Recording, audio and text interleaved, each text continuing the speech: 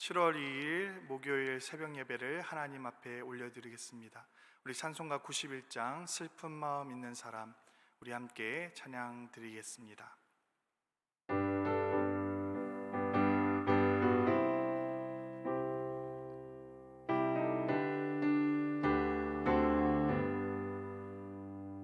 슬픈 마음 있는 사람, 예수 이름 믿으며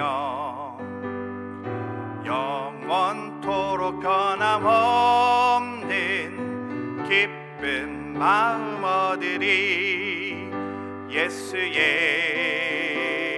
이름은 세상의 소망이요, 예수의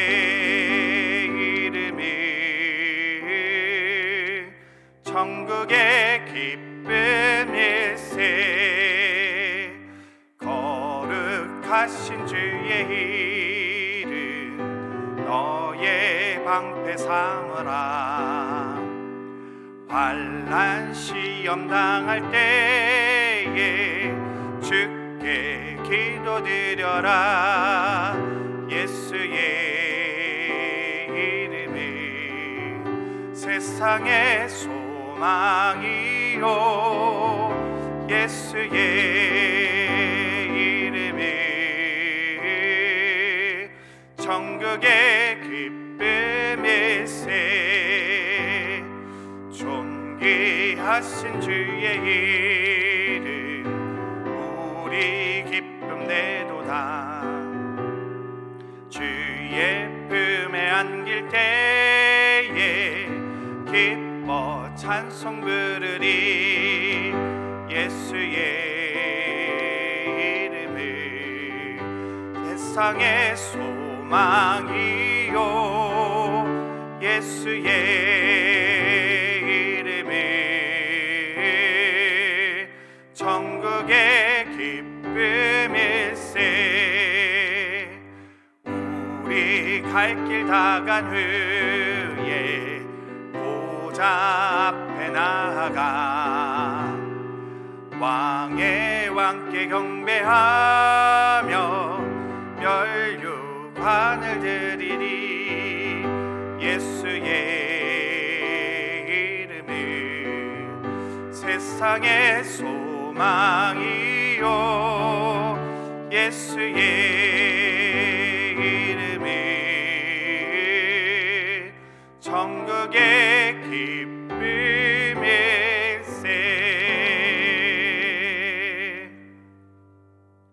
하나님, 오늘 저에게 주신 말씀은 시편 137편 1절에서 9절까지 말씀입니다. 시편 137편 1절에서 9절, 우리 함께 한 목소리로 읽겠습니다. 우리가 바벨론의 여러 강변 거기에 앉아서 시온을 기억하며 울었도다. 그 중에 버드나무에 우리가 우리의 수금을 걸었나니 이는 우리를 사로잡은 자가 거기서 우리에게 노래를 청하며 우리를 황폐하게 한 자가 기쁨을 청하고 자기들을 위하여 시온의 노래 중 하나를 노래하라 함이로다. 우리가 이방 땅에서 어찌 여호와의 노래를 부를까? 예루살렘아, 내가 너를 잊을진대 내 오른손이 그의 제주를 잊을지로다. 내가 예루살렘을 기억하지 아니하거나 내가 가장 즐거워하는 것보다 더 즐거워하지 아니할진대 내 혀가 내 입천정에 붙을지로다. 여호와여, 예루살렘이 멸망하던 날을 기억하시고 에돔 자손을 치소서. 그들의 말이 헐어버리라. 그 기초까지 헐어버리라 하였나이다. 멸망할 딸 바벨아, 내가 우리에게 행한 대로 내게 갚는 자가 복이 있으리로다. 내 어린 것들을 바위에 메어치는 자는 복이 있으리로다. 아멘. 오늘 시편의 말씀은 영화의 한 장면 같습니다. 예전에 한 영화인지 드라마인지를 봤는데 거기 이런 장면이 나옵니다. 일본 일제시대에 한 여인이 일본에 잡혀가게 되었습니다. 그리고 빨래터에 빨래를 하는 그런 장면입니다. 굉장히 수심에 가득 차서 슬픔에 차서 눈물을 흘리며 고국 땅을 생각하는 그런 여인의 모습을 그린 그러한 영화였습니다. 오늘 본문 말씀이 딱 그런 장면을 묘사하고 있습니다. 1절 말씀을 보면 바벨론으로 잡혀온 이스라엘 백성들이 강가에 앉아 울고 있는 장면이 묘사되어 있습니다. 나라를 잃어버린 민족이 포로로 잡혀와 강가에 앉아 있으니 고향이 생각난 것이죠. 시온이 생각난 것입니다. 그러니 울음이 쏟아질 수밖에 없지 않겠습니까? 그런데 더 찬양한 것은 1절 말씀을 보면 강가들이라고 복수로 사용하고 있습니다. 사실 바벨론이라는 도시를 관통하는 강은 하나입니다. 바로 유브라테스 강입니다. 물론 바벨론 전체 제국을 보자면 더 많은 강들이 있습니다. 티그리스 강과 그발 강가도 있습니다. 하지만 여기서 이야기하는 것은 어떤 큰 물줄기에서 나온 여러 가지 주변에 흩어져 있는 그 운하들을 이야기한 것입니다. 바로 이런 운하를 건설하는 일로 이스라엘 백성들이 사용되어진 것입니다. 포로로 잡혀와서 그러한 운하를 만드는 일에 그들이 사용되어진 것이죠. 운하가 건설되는 바벨론 여러 강변에 이들은 건설 노동자로 투입이 되었던 것입니다. 여러분, 샌프란시스코의 자랑 금문교 역시 중국의 수많은 노동자들이 만든 것을 우리가 알고 있습니다. 기사를 보면 40명이 넘는 중국인들이 그곳에서 죽음을 당했다고 합니다. 그런데 근대 와서도 이런 서러움이 있는데 고대사의 이스라엘 백성들은 어떤 취급을 받았겠습니까? 아마 그 강변에서 수많은 사람들이 목숨을 잃었을 것입니다. 그들의 피와 땀이 섞여 있는 곳이 바로 이 강가인 것입니다.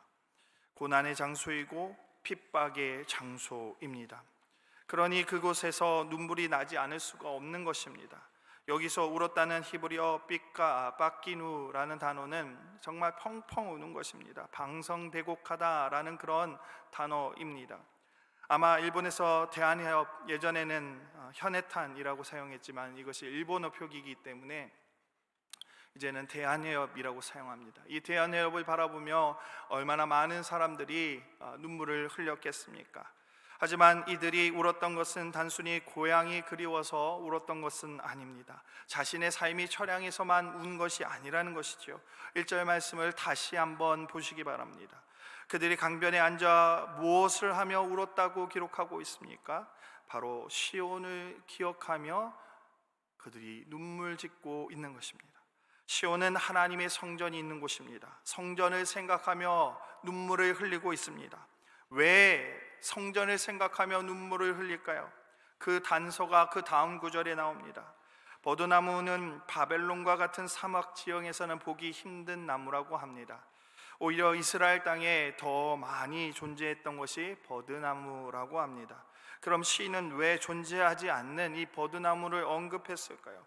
시인은 지금 비록 바벨론 강변에 있지만 그의 시선은 마치 시온에 있는 것처럼 그렇게 그곳을 바라보고 있는 것입니다. 바로 하나님의 성전에서 하나님을 찬양하는 그러한 모습을 그리고 있는 것이죠. 하나님의 성전에서 하나님을 찬양하며 하나님께 수금을 타는 그런 모습을 그 다음 구절에서 그려주고 있습니다. 하지만 이내 그들은 그 연주를 멈출 수밖에 없습니다. 시적인 표현으로 수금을 걸어두었다라고 표현을 하고 있습니다. 상황을 보자면 연주를 멈춘 것입니다. 더 이상 하나님을 찬양하지 않고 하나님을 노래하지 않고 그 악기들을 버드나무에다가 걸어 놓은 것입니다. 한번 상상해 보시기 바랍니다. 버드나무 줄기마다 수금이 걸려 있는 것을 말입니다. 수많은 하나님의 백성들이 바벨론으로 잡혀와 하나님을 찬양하고 싶지만 그들의 그 악기를 더 이상 사용할 수 없는 상황에 이르게 된 것입니다. 왜 악기를 멈추게 되었을까요? 왜 하나님을 노래하는 그 소리를 멈추게 되었을까요? 바로 이방인들이 요구했기 때문입니다. 이방인들이 요구한 것은 하나님을 찬양해 보라는 것입니다. 어찌 보면 좋은 것 같습니다. 하지만 그것은 좋은 것이 아닙니다. 정말 하나님을 찬양하라는 것이 아닙니다. 조롱과 멸시가 담겨져 있는 것입니다. 너희가 잘못된 신을 믿고 있다는 것을 보여주려고 하나님을 찬양하라고 이야기한 것입니다. 너희가 말하는 그 하나님이 구원자가 아님을 알게 해주려고 그들이 조롱 섞인 말로써 그들에게 하나님을 연주하고 하나님을 찬양하라고 그렇게 이야기한 것입니다. 그러니 4절에서와 같이 이방 땅에서는 하나님을 더 이상 찬양할 수가 이제는 없게 된 것입니다. 그래서 수금을 버드나무에 매단 것처럼 더 이상 연주할 수가 없다고 고백하고 있는 것입니다. 예상하셨겠지만 이 시편 137편은 비통의 시입니다. 고난 중에, 고통 중에 지은 시이죠. 때로는 우리의 삶에 이러한 고통이 찾아옵니다. 세상 친구들이 손가락질합니다. 내가 믿는 하나님은 진정한 신이 아니라고 이야기합니다. 복을 주는 신이 아니라고 이야기합니다. 그러면서 우리에게 하나님을 찬양해 보라고 몰아세우기도 합니다. 더 이상 하나님을 찬양할 수 없는 그런 상황까지 우리의 삶이 바닥칠 때가 있는 것이죠. 이런 상황 가운데 시인은 5절에서 이렇게 자신을 향해 외칩니다. 내 오른손이 그의 재주를 잊을지로다. 영어 성경은 이렇게 번역합니다. 내 오른손이 말라 비틀어질 것이다. 하나님을 찬양하지 못하고 오히려 조롱거리가 될 거라면 차라리 연주를 하지 못하는 편이 낫겠다는 것입니다. 그리고 6절에 가서 시인은 자신의 혀가 입천장에 붙게 되기를 기도합니다. 이게 무슨 말입니까? 하나님을 조롱하는 찬양을 할 거라면 차라리 자신이 노래를 못하는 장애를 갖게 되는 것이 낫겠다는 이야기입니다. 시인은 여기에서 차라리 연주를 하지 못하게 되어버리고 노래를 하지 못하게 되는 것이 더 나은 것이라고 이야기하고 있습니다. 하지만 실상은 어떤 것입니까? 하나님을 너무나 찬양하고 싶은 것입니다. 그러나 할 수 없는 지금의 현실을 한탄하고 있는 것입니다. 하나님을 알지 못하는 저 이방 민족을 통해서 하나님을 향해서 그들에게 걸어오는 그 싸움을 피하고 싶지만 피할 수 없는 그 상황 가운데 그 비통함을 노래하고 있는 것입니다. 하나님을 생각하면 눈물이 저절로 나오는데 하나님을 찬양할 수조차 없는 상황, 여러분 이 상황이 이해가 되십니까? 너무나 하나님을 예배하고 싶은데 예배할 수 없는 상황이 바로 이스라엘 백성들의 지금의 상황인 것입니다. 어쩌면 현재 우리가 처해 있는 상황과 비슷하다고도 할 수 있습니다. 하나님의 성전에 지금 당장이라도 나오고 싶은데 나올 수 없는 상황입니다. 점점 상황이 풀려가는 것이 아니라 악화되어져 가고 있습니다. 경제적인 상황도 점점 심각해지고 있습니다. 성도들의 기업들도 이 상황을 피해가지 못하는 것이 현실입니다. 하나님을 알지 못하는 이들은 우리를 조롱하듯 교회를 비판합니다. 하나님도 코로나를 어쩔 수 없나 보다라고 말입니다. 이런 상황 가운데 시인은 7절과 9절에서 저주를 퍼붓습니다. 메시지 성경을 보면 이렇게 번역합니다. 부숴버려라, 가루가 되도록 살내라. 너희 젖먹이들을 잡아다가 그 머리를 바위에 메어치는 자는 상을 받으리라. 그래서 137편의 또 다른 이름은 저주의 시입니다. 시인을 비롯한 이스라엘 백성 전체가 어떠한 심정을 가졌는지 정확하게 우리에게 보여주고 있습니다. 앞선 상황에서는 비통의 마음을 드러냈습니다. 하지만 앞서도 말씀드렸지만 이들의 슬픔은 단순히 고향을 떠나 노예로 살아가는 그러한 슬픔이 아닙니다. 하나님을 찬양하지 못하는 슬픔이 바로 그들의 아픔이었습니다. 하나님을 온전히 예배할 수 없는 것이 그들의 아픔이었습니다. 저주 역시 단순히 그들을 저주하는 것이 아닙니다. 자신들을 핍박하는 저들을 향해서 단순히 저주하는 것이 아니라 하나님의 정의와 공의에 기대어 자신에게 아픔을 주고 고난을 주며 하나님을 찬양하지 못하게 하는 이 이방인들을 향해서 하나님의 저주를 내리고 있는 것입니다. 그러나 여러분 잘 보시면 결국 이 심판은 누구의 몫입니까? 하나님의 몫입니다. 자신들이 하는 것이 아니었습니다. 하나님에게 모든 것을 내어준 것입니다. 우리로 하여금 하나님을 향해 예배하지 못하게 가로막는 모든 것들은 반드시 저주를 받을 것입니다. 우리의 손이 아닌 하나님의 정의와 공의에 의해서 심판을 받게 될 것입니다. 그러니 심판의 주체는 우리가 아니라 하나님이 되는 것입니다. 저와 여러분은 우리를 조롱하고 비웃음거리로 만드는 이들을 심판하실 이 바로 그 하나님을 바라보는 것입니다. 그러니 우리는 그저 주님을 바라보며 그 소망 가운데 나날들을 살아가는 것이죠. 시편 기자는 자신의 상황보다 하나님을 온전히 찬양할 수 없게 된 존재를 향해서 저주를 퍼붓고 있습니다. 여러분, 지금 우리의 상황, 우리의 고난, 여러 가지 상황들이 있습니다. 하지만 무엇보다 중요한 것은 무엇입니까?